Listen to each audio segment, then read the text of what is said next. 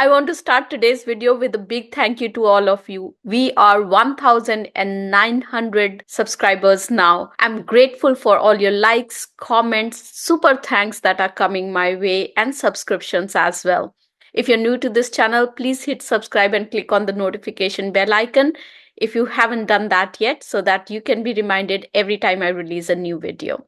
Life teaches us lessons that books and advice often can't. Over years, I have quit habits and beliefs that simply don't serve me anymore. So, in today's video, I'm going to be talking about 9 things that I have stopped doing and have let them go so that I can feel more aligned to my own values, goals, well being, and success in my career. So, the first thing that I have quit doing is I have quit believing that success is a look. For the longest time, I was told that I have to fit into a specific image of being a successful technology executive. I had to look and behave a certain way to match what people around me thought success should look like. But that's no longer me. Now I think it's okay for me to show up in swag t shirts or show the gray in my hair just like I'm showing right now, or drive an old car. I've learned that my professional worth, the value that I bring to my work, to my business, to my evow initiative, and to my audience isn't tied to these outward symbols. In fact, it's tied to being authentic, being vulnerable, the relationships that I build, and the meaningful impact that I leave behind. Now, my version of success feels genuine and sustainable to me, and it aligns with my values and what I bring to the table perfectly. I don't have to live in a facade anymore. Second thing that I've stopped doing is I have stopped apologizing for being ambitious. As a woman of color in technology, especially in the leadership roles, ambition can sometimes be misinterpreted as aggressiveness. For years, I would downplay my drive to make others feel comfortable, but not anymore. I'm no longer apologizing for wanting to innovate, to break new ground, and to lead with vision. Ambitions, I strongly believe, fuels growth and inspires me and my team, and I own that now unapologetically. The third thing that I've stopped doing is I've stopped prioritizing networking over meaningful connections. Networking events used to be a constant on my calendar as if it was mandatory for success. But what I have learned over a period of time is not the amount of contacts that matter. It's not your LinkedIn connections, the number of LinkedIn connections that you have. It's the depth of each connection that brings value to your network and increases your net worth. So now I focus on building real relationships with people who share their values, goals, and passion for transformation. I rather have a handful of trusted allies than an address book full of people or a LinkedIn full of numerous connections whom I barely know. Number four is that I've stopped giving time to shoulds. Now, there is a subtle, persistent pressure in the corporate world to do it all. But I have learned that constantly saying yes to things that don't serve my vision not only takes time away from what truly matters to me, like leading high performing teams, mentoring, creating scalable tech solutions, it also sucks my energy. And letting go of unnecessary shoulds has actually helped me free up time that aligns with my bigger values and bigger vision. So I've learned to say no to opportunities that do not align with my purpose.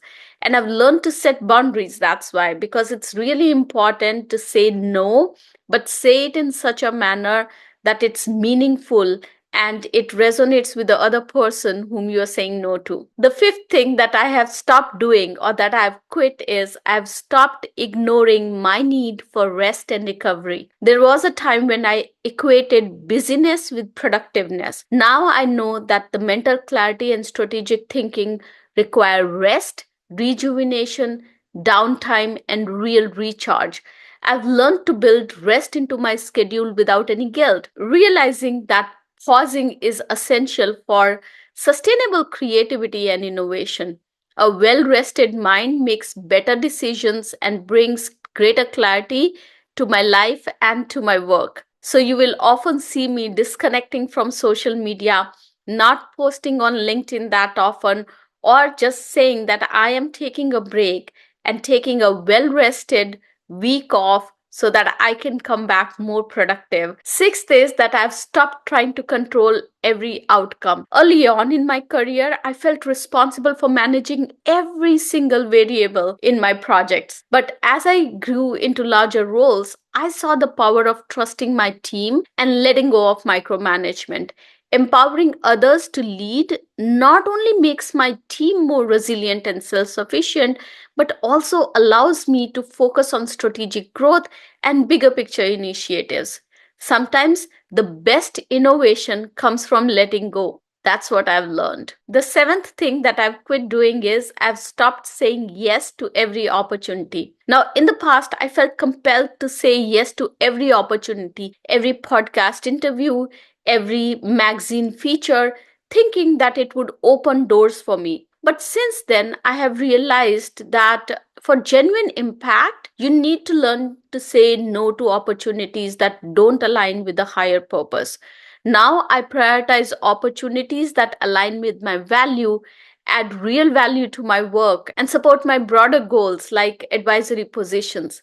Saying no has been liberating in a certain way and has allowed me to focus on things that truly matter to me. The eighth thing that I've quit doing or stopped doing is I've stopped feeling guilty for wanting time alone. Leading in corporate world often means surrounded by people, meetings and a constant dialogue. You're constantly working with your team or the leadership or your customers. And as much as I value collaboration, I also cherish alone time. I'm an introvert by nature, and while I can communicate and be around people effectively, after some time, I need to get back into my zone to recenter myself. Alone time is where I reflect, I recalibrate, and find clarity.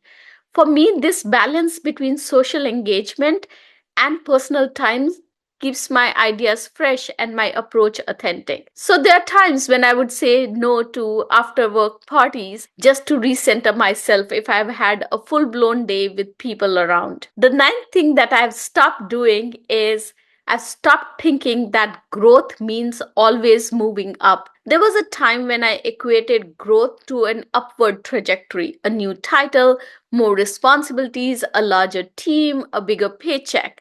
Now I see growth as an expansion in various dimensions.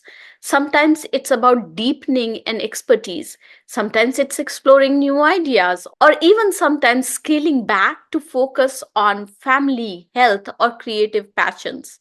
Growth is no longer linear for me. It's about expanding in the ways that bring me joy, impact, and fulfillment. So for me, life doesn't have a single definition of success, and each one of us has to find our own path, our happiness, and our fulfillment.